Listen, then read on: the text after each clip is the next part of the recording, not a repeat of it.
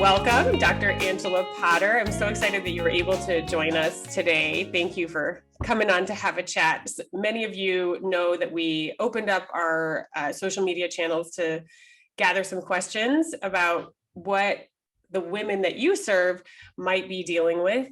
So first, I'd like to ask you, what is your specialty? What do you do? I know you work with postpartum women and women in general. So share with us a little bit who you are, what you do. Yes, thank you, Leanne. Thanks so much for having me here. And I'm Dr. Potter, and I work with busy, burnt out moms to help them reclaim their health and energy. And I really became passionate with supporting moms back when I gave birth to my first baby. And, I remember this time 3 months postpartum when I was getting ready to go. Well, I was back at work, and I had had a really difficult time after his birth with just my own body. I was blown away by how difficult it was to heal. And I had, huge amounts of anxiety. I was in lots of pain, and there I was trying to go back to work. And I'm like, whoa, I can't even begin to figure out how to compartmentalize because my body was feeling so terrible. And then I was expected to put all of this time and work into my work time. And I had this little baby who needed me for all of his needs. And it made me so sad and confused at that time because I was thinking, I'm the mother. I recently went through this birth, and yet I don't have the health support that I need. Why is nobody telling me that this would be difficult and these are the steps and support that I need? And I knew also that it was not the way that it was meant to be, and that there had to be answers out there. So I just worked really hard. I gathered my own wellness team. I used my own knowledge, medical knowledge, herbal knowledge, all of the things. And I got to a place where I felt really strong and healthy. And then that's when I got pregnant with my daughter. And then going through her pregnancy and birth, I did it totally different, right? I set up this whole postpartum healing plan, and I felt incredibly different, right? It was like 190-degree turn, right? Like it was the exact opposite. I felt strong in my body. I didn't have the anxiety that I had after my first. I felt grounded and just able to go through the ups and downs more easily.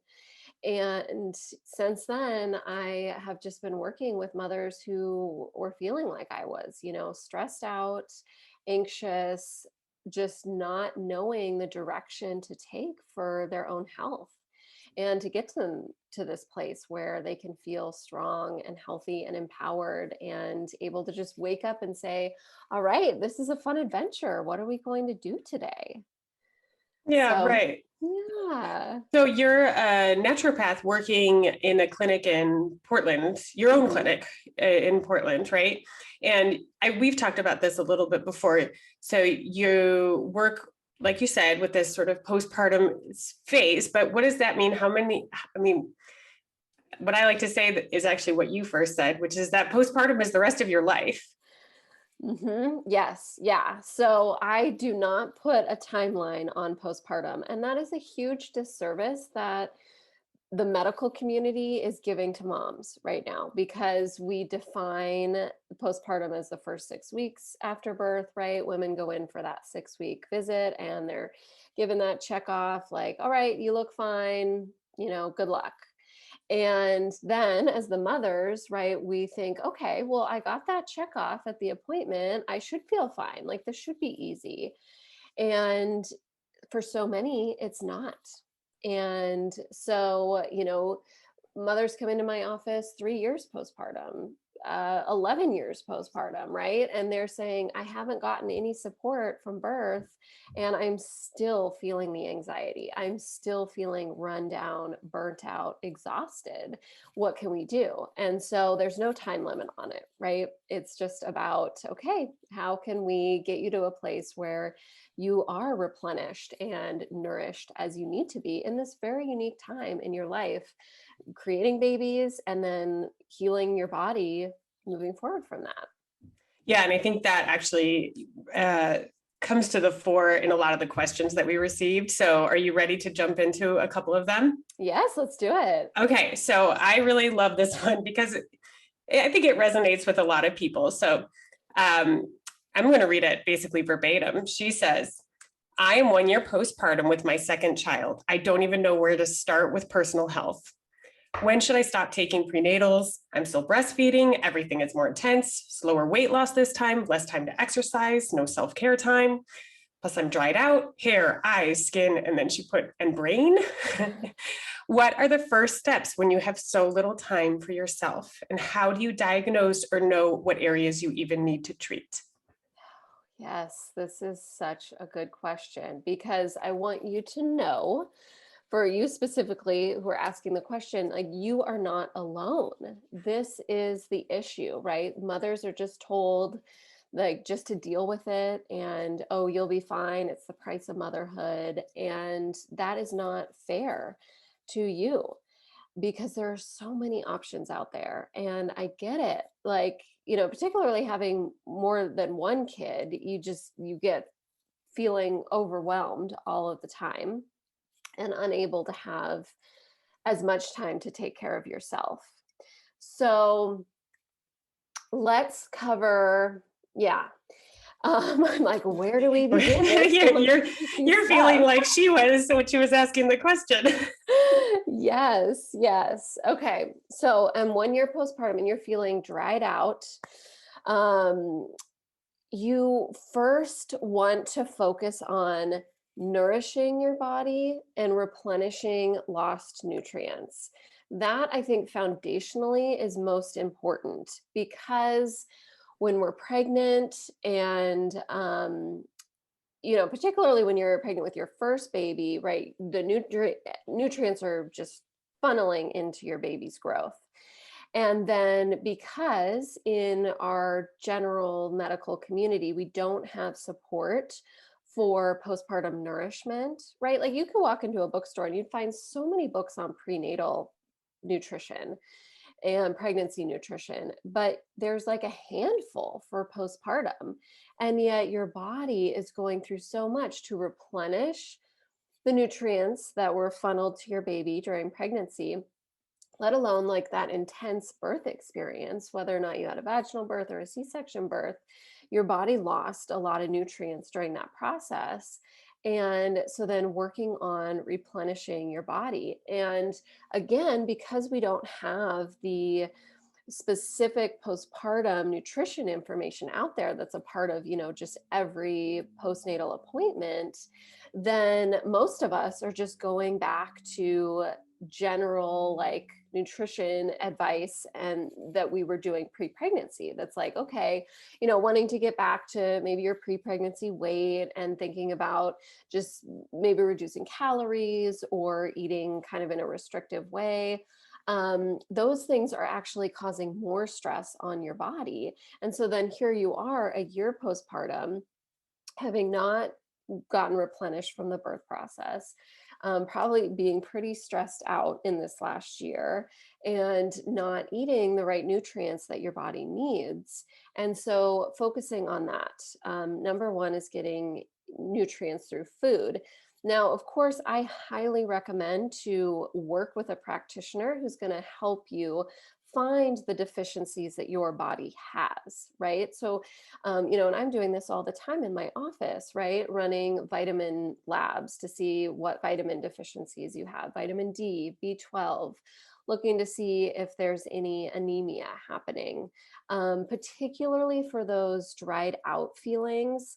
That's going to be a fatty acid deficiency, which is really important for after birth. And particularly, I'm so glad you were like brain too, because that is intertwined. There was a study done that showed that fatty acids were decreased by as much as 50% after the first pregnancy. And fatty acids are so important for our brain function, as well as skin and hair.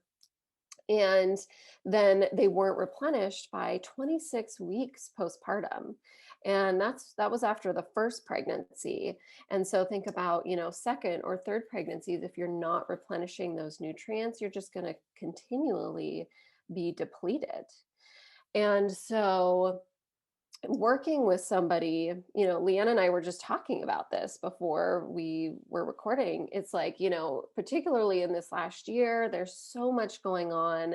And it's like, okay, well, I'm exhausted, I'm stressed out, I'm scatterbrained, I'm having all these different things going on, but where do I even begin? And honestly, the best thing that you can do for yourself is to reach out to work with a practitioner who has that bird's eye view of what's going on to help direct you, right? To look at what deficiencies you might be going through specifically, and then also to guide you to say, okay, this, you have all these things going on, right? Because it's just so busy and stressed out. But this is going to give you the best results right now and to give you the best stepping forward point for you to get to like your first goal and then start chipping away at the others as well. Yeah, I think having someone else's perspective so that you're not sitting there swimming in it all, just wondering what to do, but somebody else who's outside of you who can Mhm. really lay it out for you is pretty much critical at this point. Okay, Mhm. and that actually segues really nicely into our next question. We were talking about the brain piece, which is, Yeah. again, I'm going to basically read it. She said, I have felt so much foggier mentally since having my second child. I know I can relate to that too. And he's even sleeping through the night, still feeling foggy.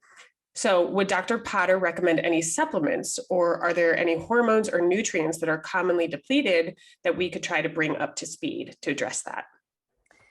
Yes, again, these are such juicy questions and there's so much there. Um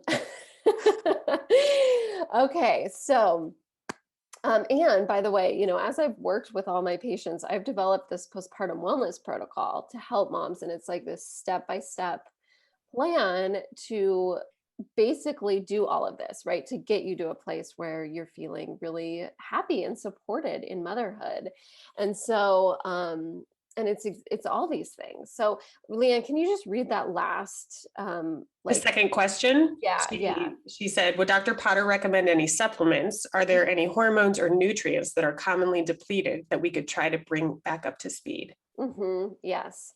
So I was just talking a lot about the fatty acids, and that's going to be important for this as well, for that brain fog, particularly.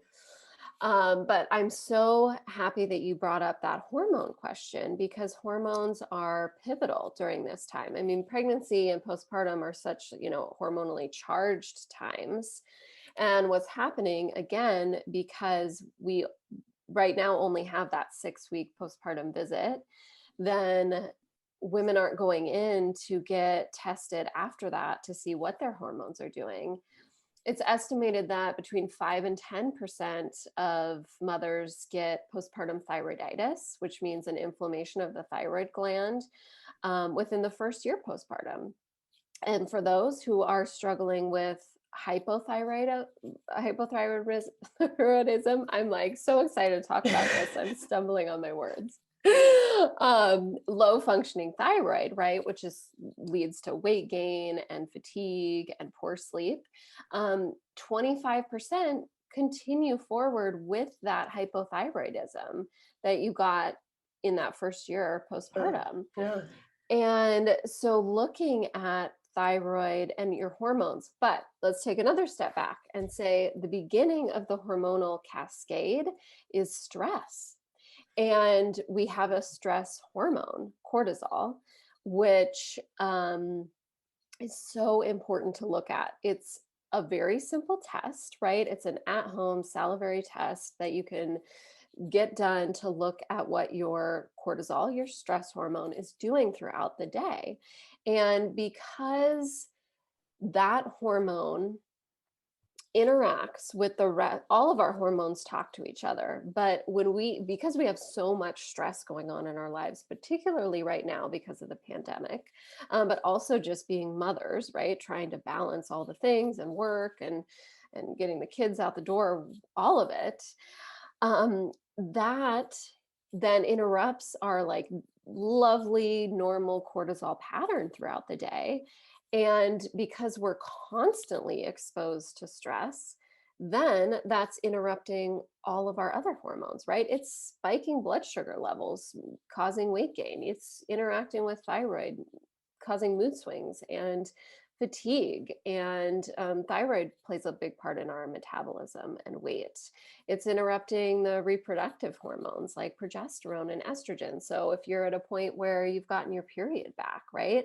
And you might be having irregular periods, or you're extremely cranky, having PMS or cramps, all of those things are cascaded from this stress. And so that is, I would say, one of the most important things to get looked at is your stress hormone and how that's playing into the rest of your hormonal picture. Of course, you can see, get tests to see what your other hormones are doing, and that's really important too. But just a reminder that looking at that stress hormone and then working on some really great foundational stress management techniques, and not just techniques, because that sounds like it's like a self help, like mindfulness thing, which is really cool and important.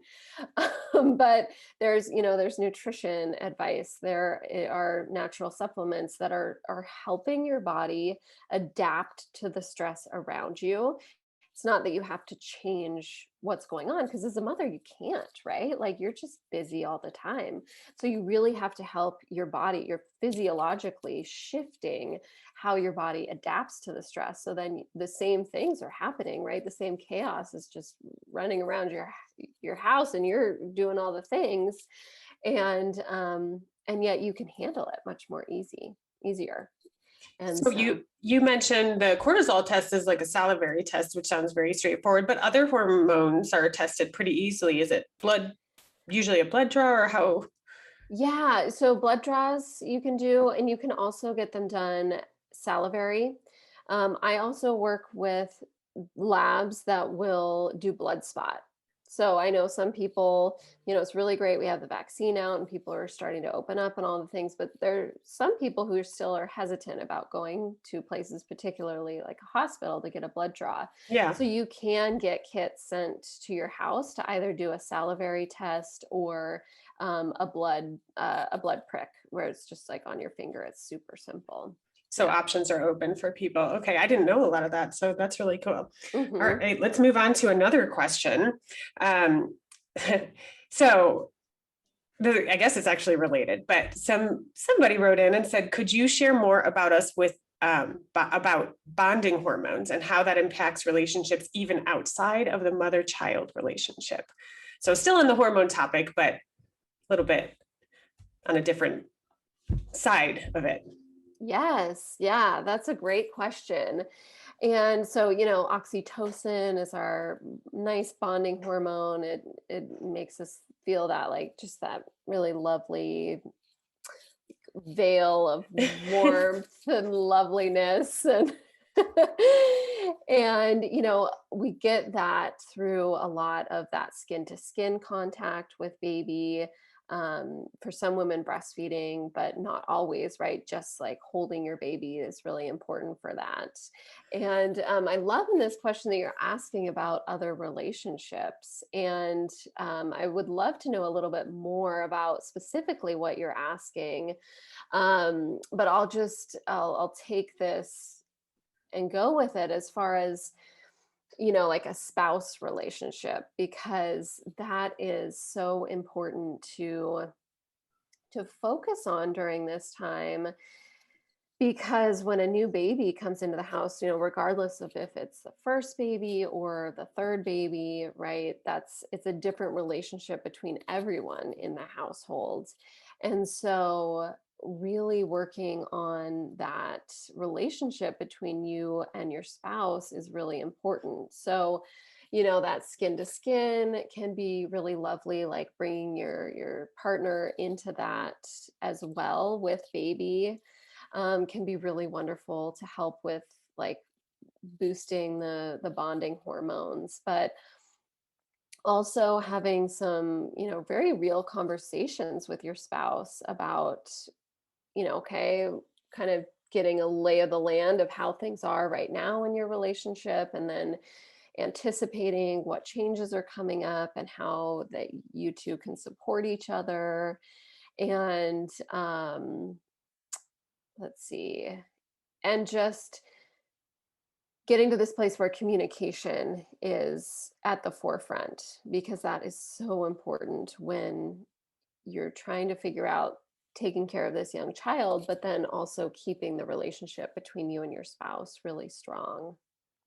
And does oxytocin happen outside of the mother-child relationship? Do we get it from other places?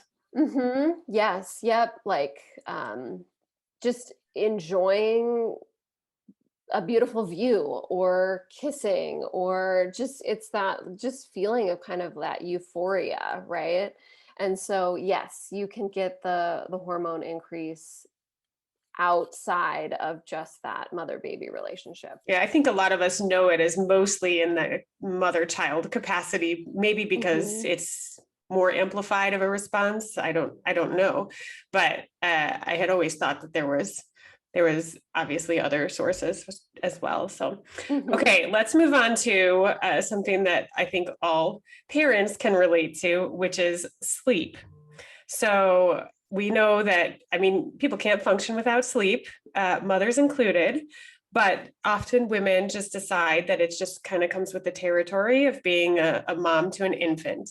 And so the question was, what are Dr. Potter's suggestions for making sleep a priority without compromising baby care?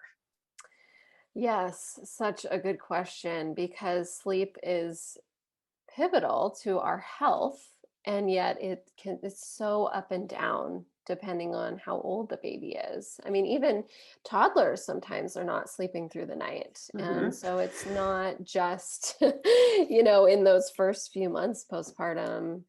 And so yeah, so I'm going to talk about it a couple different ways. um One is remembering that your health is just as important as baby's health.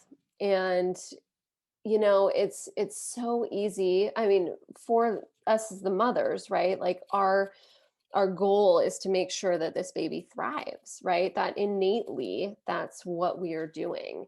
And so it's so easy to put our own needs on the back burner.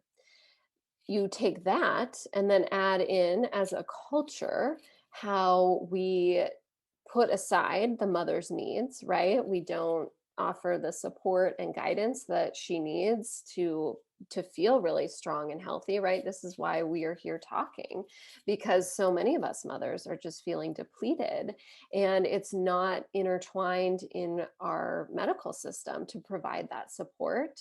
So you take those two things together, and it's like, well, it's so easy to think, I can't be doing these things for my own health because I just need to be focusing on the baby.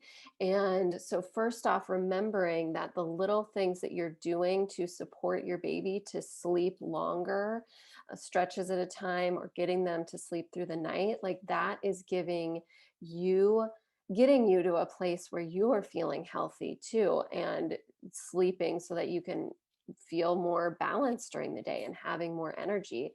And that in of itself, to be able to give your energy and just feeling good to your baby during the day, like that is huge. And so remembering that when you are supporting your baby to sleep longer stretches and through the night. um and you know there are ways to help babies sleep that aren't the cry it out method. So I want to remind people about that too. And then I want to say, sometimes baby or kids are sleeping through the night, or sleeping in a really great rhythm that, if mom were able to sleep as baby were sleeping, like that would be great. And she would feel really good. But when mom goes and lays down in bed and then her mind is racing and can't fall asleep, or when baby wakes up in the middle of the night and then mom can't fall back asleep and is up for an hour or two. Like those are big issues, and those happen a lot. And typically, things like blood sugar and our stress hormone cortisol are interacting with our sleep, not letting us go to sleep or keeping us awake in the middle of the night. So, if that is the picture, then yeah, there's some really simple things that you can do to support your body, your nervous system to sleep better throughout the night. Did that That I answer the question? Because Oh I, yeah, yeah. That yeah. also goes. Our last question actually kind of was a sleep related question as well, but connecting to alertness during the day. How do you stay alert healthily if you're also feeling sleep deprived? Or if you're using, maybe a sleep aid, then it kind of carries over into the next day. What are some options that people have to not only get the good sleep, but also maintain alertness during the day? Yes, right. So first off, in from my perspective, a sleep aid would be almost last resort, right? Because it's more about looking at our stress hormone cortisol, what that is doing throughout the day, and working on diet changes during the day. And I'm not saying that as in like big changes, because sometimes for moms, it's like, how do I even just eat 3 meals a day? Um, you know so it's more about, okay, is that interacting with your alertness during the day, and how can we make some really simple shifts to help that improve your energy? And so some nutrition changes, some really like simple nutrition changes, and looking at the stress hormone cortisol.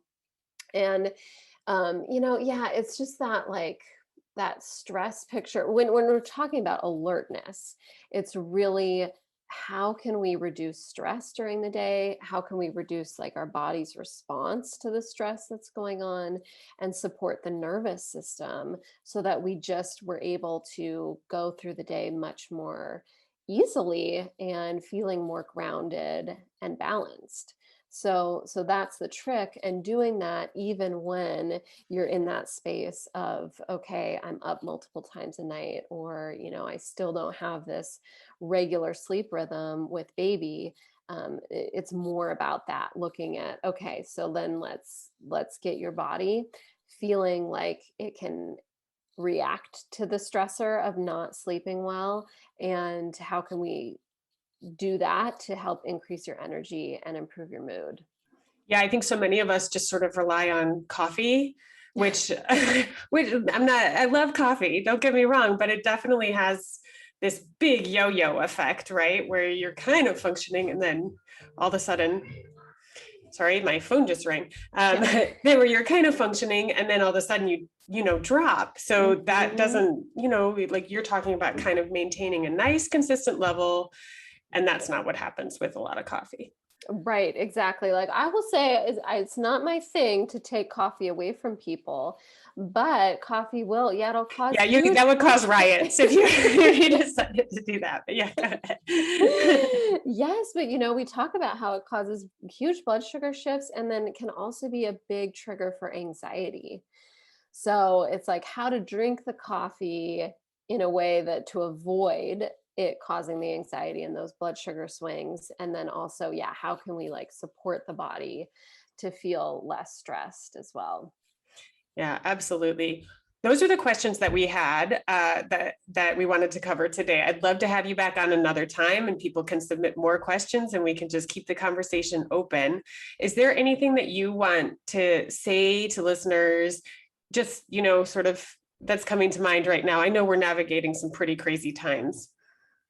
Yes, absolutely. I just want you to know, when you're watching this and you are feeling exhausted and stressed out, and like your moods are all over the place, that one, you're not alone, and two, there are resources available for you. And so if you haven't yet found a practitioner who is dedicated to helping you find the root cause of how you're feeling, and then getting you to this place where you're feeling strong and healthy, then I invite you to reach out to me. I am more than happy to jump on the phone with you just for a free consult to learn about you and your health goals and to see what the options are to help you to get to that place where you're healthy. So you can just head over to my website, drangelapotter.com, and I look forward to talking with you. Awesome. Well, thank you so much for coming in to chat today. Oh, thank you, Leanne. This was wonderful.